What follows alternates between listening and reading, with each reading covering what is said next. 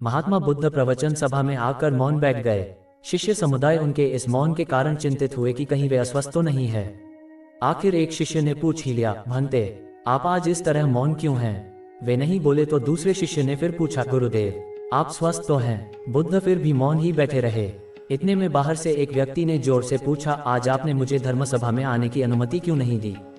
बुद्ध ने कोई उत्तर नहीं दिया और आंखें बंद कर ध्यानमग्न हो गए। वह बाहर खड़ा व्यक्ति और जोर से बोला, मुझे धर्मसभा में क्यों नहीं आने दिया जा रहा है? धर्मसभा में बैठे बुद्ध के शिष्यों में से एक ने उसका समर्थन करते हुए कहा, भंते, उसे धर्मसभा में आने की अनुमति प्रदान कीजिए। महात्मा बुद्ध ने आंखें खोली और बोले, नहीं, उसे अनुमति नहीं दी जा सकती है क्योंकि वह अछूत है। अछूत? मगर क्यों? सारे शिष्य सुनकर आश्चर्य में पड़ गए कि भंते ये छुआछूत कब से मानने लग गए। महात्मा बुद्ध ने शिष्य समुदाय के मन के भावों को ताड़ते हुए कहा, हाँ, वह अछूत है। वह आज अपनी पत्नी से लड़कर आया है। क्रोध से जीवन की शांति भंग होती है। क्रोधी व्यक्ति मानसिक हिंसा करता है। इस क्रोध के कारण ही शारीरिक हिंसा होती है। क्रोध करने वाला अछूत होता है क्योंकि उसकी विचार तरंगे दूसरों को भी प्रभावित करती हैं। उसे आज धर्मसभा से बाहर ही रहना चाहिए। उसे वहां खड़े रहकर पश्चाताप की अग्नि में तपकर शुद्ध होना चाहिए। शिष्यगण समझ गए कि अस्पृश्यता क्या है और अछूत कौन है। उस व्यक्ति को भी बहुत पश्चाताप हुआ। उसने कभी भी क्रोध न करने का प्रण लिया। बुद्ध ने उसे धर्मसभा में आने की अनुमति प्रदान की। गौतम बुद्ध किसी उपवन में विश्राम कर रहे थे। तभी बच्चों का एक झुंड आया और पेड़ पर पत्थर मारकर आम गिराने लगा। एक पत्थर बुद्ध के सर पर लगा और उससे खून बहने लगा। बुद्ध की आंखों में आंसू आ गए। बच्चों ने देखा तो भयभीत हो गए। उन्हें लगा कि अब बुद्ध उन्हें भला बुरा कहेंगे।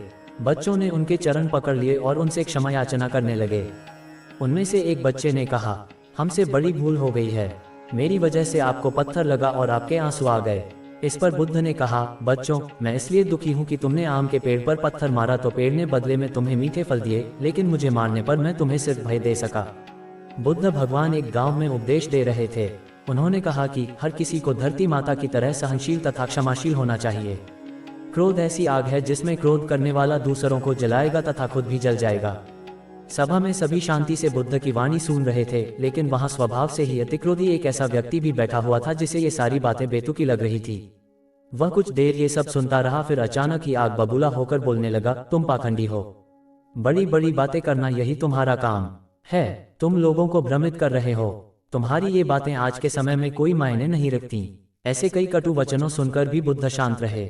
अपनी बातों से ना तो वह दुखी हुए, ना ही कोई प्रतिक्रिया की। ये देखकर अगले दिन जब उस व्यक्ति का क्रोध शांत हुआ तो उसे अपने बुरे व्यवहार के कारण पछतावे की आग में जलने लगा और वह उन्हें ढूंढते हुए उसी स्थान पर पहुंचा। पर बुद्ध कहाँ मिलते, वह तो अपने शिष्यों के साथ पास वाले एक अन्य गांव निकल चुके थे। व्यक्ति ने बुद्ध के बारे में लोगों से पूछा और ढूंढते ढूंढते जहां बुद्ध प्रवचन दे रहे थे वहां पहुंच गया। उन्हें देखते ही वह उनके चरणों में गिर पड़ा और बोला, मुझे क्षमा कीजिए प्रभु। बुद्ध ने पूछा, कौन हो भाई? तुम्हें क्या हुआ है? क्यों क्षमा मांग रहे हो? उसने कहा, क्या आप भूल गए? मैं वही हूँ जिसने कल आपके साथ बहुत बुरा व्यवहार किया था। मैं शर्मिंदा हूँ। मैं मेरे दुष्ट आचरण की क्षमा याचना करने आया हूँ। भगवान बुद्ध ने प्रेम पूर्वक कहा, बीता हुआ कल तो मैं वही छोड़कर आया गया और तुम अभी भी वही अटके हुए हो।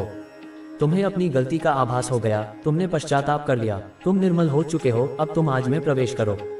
बुरी बातें तथा बुरी घटनाएं याद करते रहने से वर्तमान और भविष्य दोनों बिगड़ते जाते हैं। बीते हुए कल के कारण आज को मत बिगाड़ो। उस व्यक्ति का सारा बोझ उतर गया। उसने भगवान बुद्ध के चरणों में पड़कर क्रोध त्याग का तथा क्षमाशीलता का संकल्प लिया। बुद्ध ने उसके मस्तिष्क पर आशीष का हाथ रखा। उस दिन से उसमें परिवर्तन आ गया और उसके जीवन में सत्य, प्रेम व करुणा की धारा बहने लगी। मित्रों, बहुत बार हम भूत में की गई किसी गलती के बारे में सोचकर बार बार दुखी होते और खुद को कोसते हैं।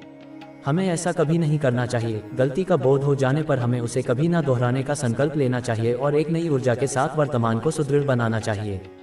एक बार भगवान बुद्ध अपने अनुयायियों के साथ किसी गांव में उपदेश देने जा रहे थे। उस गांव से पूर्वी मार्ग में उन लोगों को जगह जगह बहुत सारे गड्ढे खुदे हुए मिले। बुद्ध के एक शिष्य ने उन गड्ढों को देखकर जिज्ञासा प्रकट की, आखिर इस तरह गड्ढे का खुदे होने का तात्पर्य क्या है? बुद्ध बोले, पानी की तलाश में किसी व्यक्ति ने इतने गड्ढे खोदे हैं। यदि वह धैर्यपूर्वक एक ही स्थान पर गड्ढा खोदता तो उसे पानी अवश्य मिल जाता।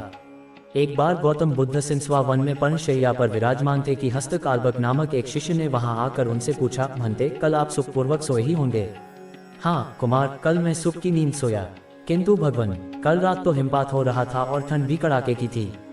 आपके पत्तों का आसन तो एकदम पतला है, फिर भी आप कहते हैं कि आप सुख की नींद सोए।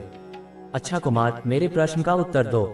मान लो किसी गृहस्थी के पुत्र का कक्ष वायु रहित और बंद हो, उसके पलंग पर 4 अंगुल की पोस्तीन बिछी हो, तकिया कालीन का हो तथा ऊपर वितान हो और सेवा के लिए 4 भार्याएं तत्पर हो, तब क्या वह गृहस्थी पुत्र सुख से सो सकेगा?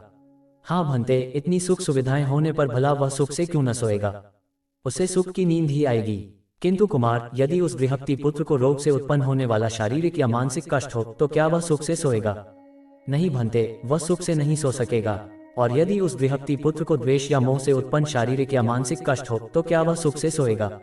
नहीं भंते, वह सुख से नहीं सो सकेगा। कुमार, तथागत की राग, द्वेष और मोह से उत्पन्न होने वाली जलन जड़ मूल से नष्ट हो गई है, इसी कारण सुख की नींद आई थी। वास्तव में नींद को अच्छे आस्तरण की आवश्यकता नहीं होती।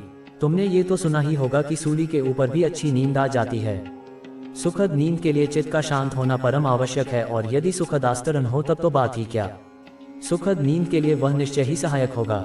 एक बार भगवान बुद्ध भिक्षा के लिए एक किसान के यहाँ पहुँचे।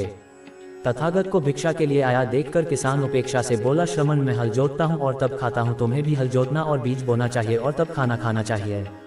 बुद्ध ने कहा, महाराज मैं भी खेती ही करता हूँ। इस पर किसान को जिज्ञासा हुई। बोले, गौतम, मैं न तुम्हारा हल देखता हूँ, न बैल और नहीं खेती के स्थल, तब आप कैसे कहते हैं कि आप भी खेती ही करते हैं?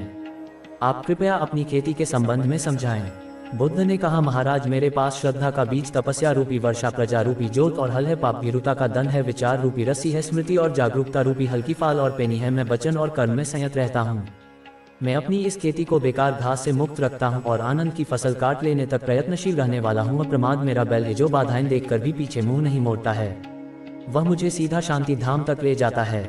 इस प्रकार मैं अमृत की खेती करता हूँ। एक बार बुद्ध से मलुक्य पुत्र ने पूछा, भगवान आपने आज तक ये नहीं बताया कि मृत्यु के उपरांत क्या होता है। उसकी बात सुनकर बुद्ध मुस्कुराए। फिर उन्होंने उससे पूछा, पहले मेरी एक बात का जवाब दो। अगर कोई व्यक्ति कहीं जा रहा हो और अचानक कहीं से आकर उसके शरीर में एक विषबुझा बाण घुस जाए तो उसे क्या करना चाहिए? पहले शरीर में घुसे बाण को हटाना ठीक रहेगा या फिर देखना कि बाण किधर से आया है और किसे लक्ष्य कर मारा गया है? मलुक्य पुत्र ने कहा, पहले तो शरीर में घुसे बाण को तुरंत निकालना चाहिए, अन्यथा विष पूरे शरीर में फैल जाएगा। बुद्ध ने कहा, बिल्कुल ठीक कहा तुमने। अब ये बताओ कि पहले इस जीवन के दुखों के निवारण का उपाय किया जाए या मृत्यु की बाद की बातों के बारे में सोचा जाए? मलुक्य पुत्र अब समझ चुका था और उसकी जिज्ञासा शांत हो गई। एक दिन एक व्यक्ति बुद्ध के पास पहुंचा। वह बहुत अधिक तनाव में था। अनेक प्रश्न उसके दिमाग में घूम घूम कर उसे परेशान कर रहे थे, जैसे आत्मा क्या है, आदमी मृत्यु के बाद कहाँ जाता है, सृष्टि का निर्माता कौन है, स्वर्ग नरक की अवधारणा कहाँ तक सच है और ईश्वर है या नहीं। उसे इन प्रश्नों के उत्तर नहीं मिल रहे थे। जब वह बुद्ध के पास पहुंचा तो उसने देखा कि बुद्ध को कई लोग घेर कर बैठे हैं। बुद्ध उन सभी के प्रश्नों व जिज्ञासाओं का समाधान अत्यंत सहज भाव से कर रहे हैं। काफी देर तक ये क्रम चलता रहा, किंतु बुद्ध धैर्यपूर्वक हर एक को संतुष्ट करते रहे। बेचारा व्यक्ति वहां का हाल देखकर परेशान हो गया। उसने सोचा कि इन्हें दुनियादारी के मामलों में पड़ने से क्या लाभ, अपना भगवत भजन करें और बुनियादी समस्याओं से ग्रस्त इन लोगों को भगाएं। किंतु बुद्ध का व्यवहार देखकर तो ऐसा लग रहा था मानो इन लोगों का दुख उनका अपना दुख है। आखिर उस व्यक्ति ने पूछ ही लिया, महाराज आपको इन सांसारिक बातों से क्या लेना देना? बुद्ध बोले, मैं ज्ञानी नहीं हूँ और इंसान हूँ। वैसे भी वह ज्ञान किस काम का, जो इतना घमंडी और आत्मकेंद्रित हो कि अपने अतिरिक्त दूसरे की चिंता ही न कर सके। ऐसा ज्ञान तो अज्ञान से भी बुरा है। बुद्ध की बातें सुनकर व्यक्ति की उलझन दूर हो गई। उस दिन से उसकी सोच व आचरण दोनों बदल गए। कथा का सार यह है कि ज्ञान तभी सार्थक होता है जब वह लोक कल्याण में संलग्न हो। महात्मा बुद्ध एक गांव में ठहरे हुए थे। वे प्रतिदिन शाम को वहां पर सत्संग करते थे। भक्तों की भीड़ होती थी, क्योंकि उनके प्रवचनों से जीवन को सही दिशा बोध प्राप्त होता था। बुद्ध की वाणी में गजब का जादू था। उनके शब्द श्रोता के दिल में उतर जाते थे। एक युवक प्रतिदिन बुद्ध का प्रवचन सुनता था। एक दिन जब प्रवचन समाप्त हो गए तो वह बुद्ध के पास गया और बोला, महाराज, मैं काफी दिनों से आपके प्रवचन सुन रहा हूँ, किंतु यहाँ से जाने के बाद मैं अपने गृहस्थ जीवन में वैसा सदाचरण नहीं कर पाता जैसा यहाँ से सुनकर जाता हूँ। इससे सत्संग के महत्व पर शंका भी होने लगती है। बताए, मैं क्या करूँ? बुद्ध ने युवक को बांस की एक टोकरी देते हुए उसमें पानी भरकर लाने के लिए कहा। युवक टोकरी में जल भरने में असफल रहा। बुद्ध ने ये कार्य निरंतर जारी रखने के लिए कहा। युवक प्रतिदिन टोकरी में जल भरने का प्रयास करता, किंतु सफल नहीं हो पाता।